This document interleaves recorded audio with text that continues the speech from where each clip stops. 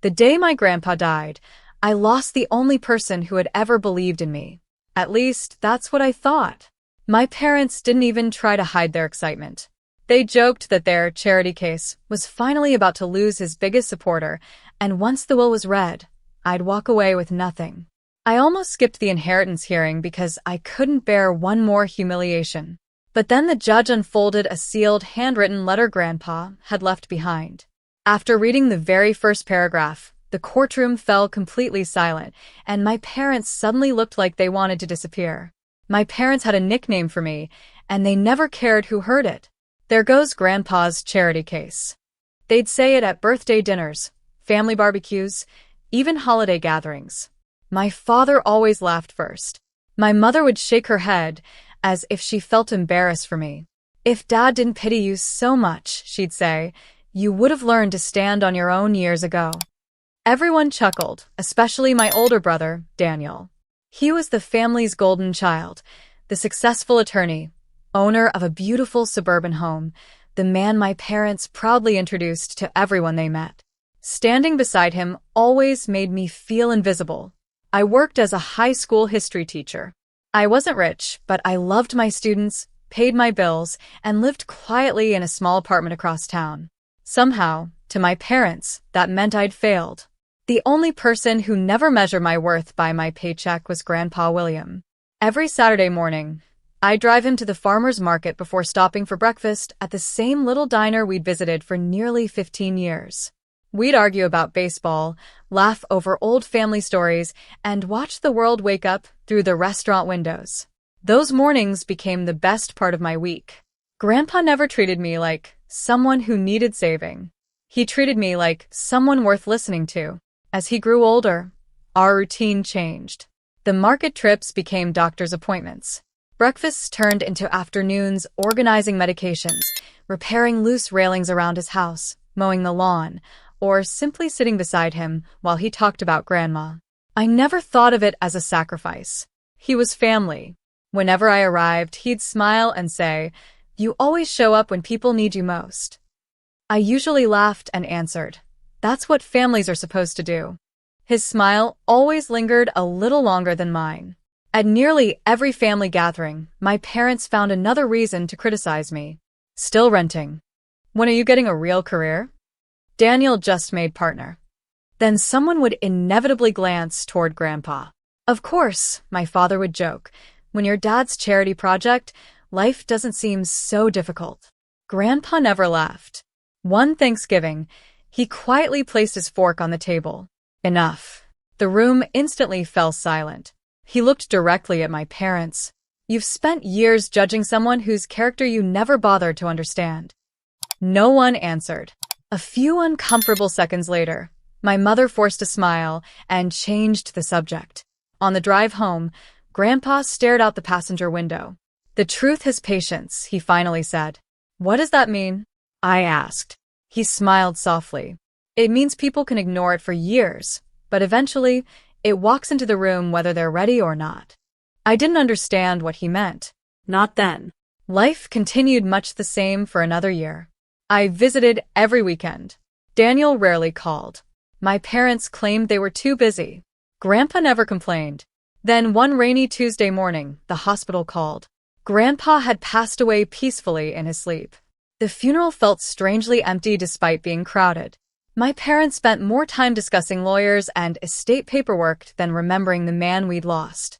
After the service, my father placed a hand on Daniel's shoulder and spoke loudly enough for everyone nearby to hear. "Well, once probate is over, everything will finally be settled." My mother glanced at me with that familiar smile. "I hope you're not expecting miracles." Daniel smirked. "The charity program officially ends next week." I lowered my eyes and said nothing. 2 days later, we walked into the county courthouse together. My parents looked completely relaxed. Daniel wore the smile of someone already counting money he believed belonged to him. As the courtroom doors opened, all three of them exchanged confident glances. They were certain Grandpa's final words would prove everything they believed about me. They couldn't have been more wrong. The courtroom was quiet except for the soft rustle of paperwork. The attorney reviewed Grandpa Williams' estate one item at a time.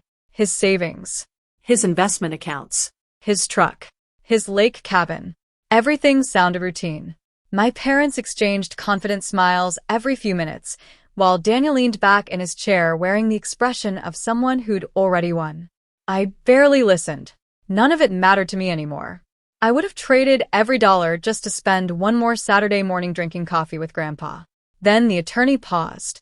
There's one additional document Mr. William Carter instructed us to present only after the will was read. He lifted a sealed envelope. Across the front, written in Grandpa's unmistakable handwriting, were the words, "For the court and for my family." The attorney looked toward the judge. After reading the instructions, the judge nodded. "You may proceed." Every eye in the courtroom shifted toward the letter. The attorney carefully unfolded the pages. "If you're hearing these words," he began, "then I'm gone. And before anyone argues about what I've left behind, there's something far more important you deserve to know." The room became perfectly still. For years I've listened while some members of my family called Emily my charity case. My mother shifted uncomfortably. My father's smile faded. They believed I helped her because I pitied her. They were wrong. The attorney continued. I admired Emily because she gave without expecting applause. She visited when no one else did. She stayed through appointments that lasted hours. She repaired my porch, organized my medications, shoveled my driveway after every heavy snowfall, and somehow still found time to sit beside me and simply listen. I lowered my head. I'd never told anyone about those moments because they weren't favors. They were family. Not once did she ask what she would receive in return. The attorney turned another page. Daniel visited twice in the last 2 years. My son and daughter often claimed they were too busy to stop by, yet somehow always had time to ask how my investments were performing. A nervous cough echoed through the courtroom. No one laughed now. People reveal their true character when they believe nobody is keeping score. The judge listened without interruption. Emily thought I never noticed the groceries she quietly paid for after I insisted on buying them myself. She never realized I knew she used her own vacation days to drive me to specialists because she didn't want me traveling alone. My chest tightened. I had never expected Grandpa to remember every little detail. Apparently, he had remembered all of them. Kindness done in private is worth more than generosity performed for an audience. The attorney paused before unfolding the final page. I believe this last section contains additional legal instructions. Every person in the courtroom leaned forward. Even my parents looked suddenly anxious. The attorney adjusted his glasses and read the first sentence. Because character, not entitlement, should determine responsibility, I have one final decision regarding my estate. He stopped briefly before looking at the judge. Your Honor, this final page changes everything about how Mr. Carter wished his estate to be distributed. For the first time that morning, my parents no longer looked confident. They looked afraid. The attorney took a slow breath before continuing. For years, my family assumed my estate should reward expectation, Grandpa wrote. I disagree. An inheritance should reflect character, not convenience. The room was silent. My home, savings, and personal investments will be placed into a family trust. The person responsible for carrying out every instruction in that trust will be my granddaughter, Emily. My mother's face drained of color. Daniel straightened in his chair. My father leaned forward. There has to be more, he muttered. There was. Emily has never asked me for money. In fact, she has spent her own helping me live with dignity. I refuse to let the person who gave the most leave with the least. The attorney continued reading. To my son and daughter-in-law, I leave my forgiveness. I hope one day you understand that success means very little if it costs you compassion. Neither of my parents could meet anyone's eyes. To Daniel, I leave my watch. Not because it is valuable, but because I hope every time you check the time, you'll remember how little of yours you chose to spend with me. Daniel's confident smile disappeared completely. The attorney reached the final paragraph. My financial gifts are not rewards. They are responsibilities. Emily has already proven she understands that difference. The judge carefully folded his hands. Mr. Carter's intentions are exceptionally clear. No one spoke. For the first time in my life, I wasn't the family member being judged. My parents were. My father finally stood. "This isn't fair," he protested. "She manipulated him. She was always around because she knew she'd get something." Before I could answer, the attorney quietly slid another envelope across the table. Mr. Carter anticipated that objection. Inside were years of handwritten journals. Every hospital visit, every repair around the house, every holiday I spent with him, every missed visit from everyone else.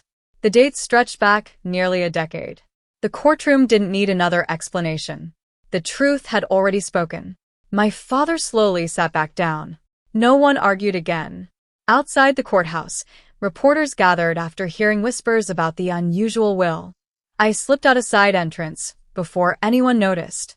The inheritance changed my financial future, but it wasn't what stayed with me. Grandpa had given me something far greater.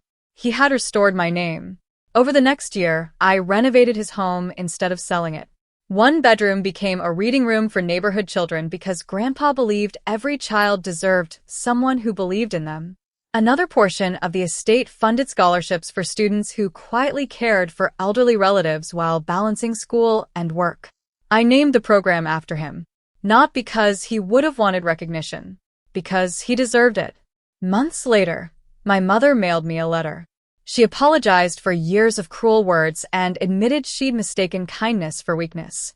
I accepted her apology, but I understood something Grandpa had tried to teach me long before that courtroom. Forgiveness doesn't always rebuild trust.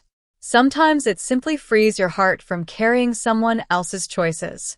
Now, whenever people ask about my inheritance, I smile. Grandpa didn't leave me wealth because I was his charity case. He left me responsibility because I had already shown him what real family looked like. In the end, the courtroom didn't reveal who Grandpa loved most. It revealed who had loved Grandpa all along.